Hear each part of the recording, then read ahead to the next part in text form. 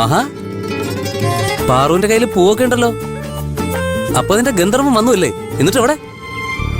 ഇത് ഗന്ധർവൻ തന്നൊന്നുമല്ല, കൈലാശ്വർ തന്നതാ. അപ്പൊ നിന്റെ ഗന്ധർവൻ ഇതുവരെ വന്നില്ലേ? ഇവളുടെ മുഖം കണ്ടാ അറിയില്ലേ? എന്റെ ഗന്ധർവ, ആന കൊടുത്താലും ആശ കൊടുക്കരുതെന്നാ പ്രമാണം. നിന്നെ നേരിട്ട് കാണാൻ പോകുന്നതിന്റെ സന്തോഷത്തിലാ നല്ല സുന്ദരി കുട്ടിയായിട്ട് പാറു ഇവിടെ വന്നത്. കാത്തു നിൽക്കാൻ തുടങ്ങിയിട്ട് നേരം കുറയായി. അല്പമെങ്കിലും മനസാക്ഷിയുള്ളവനാണെങ്കിൽ നീ ഒന്ന് വന്ന് ഈ പാറക്കുട്ടിയുടെ സങ്കടം ഒന്ന് തീർത്തു കൊടുക്കും.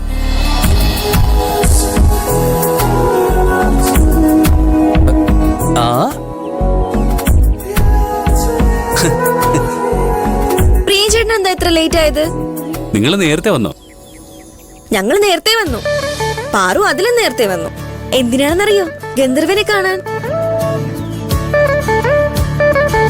അത് പറയുമ്പോ മാത്രം സൗസുന് ഒരു ഓർമ്മക്കുറവുമില്ല. അതിന് നീ എന്തിനാ സൗസുനോട് ചൂടാവുന്നേ?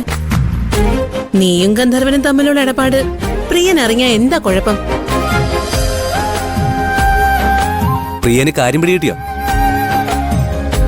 ഗന്ധർവൻ എന്ന പേരിൽ ആരോ ഇവളെ സഹായിക്കുന്ന കാര്യം നിനക്കറിയാലോ.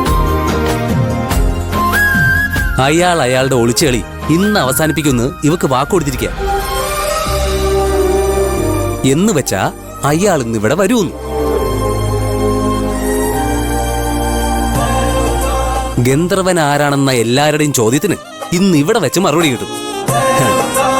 അയാള് വരുന്നേ നോക്കി നിൽക്കുക ഞങ്ങള്.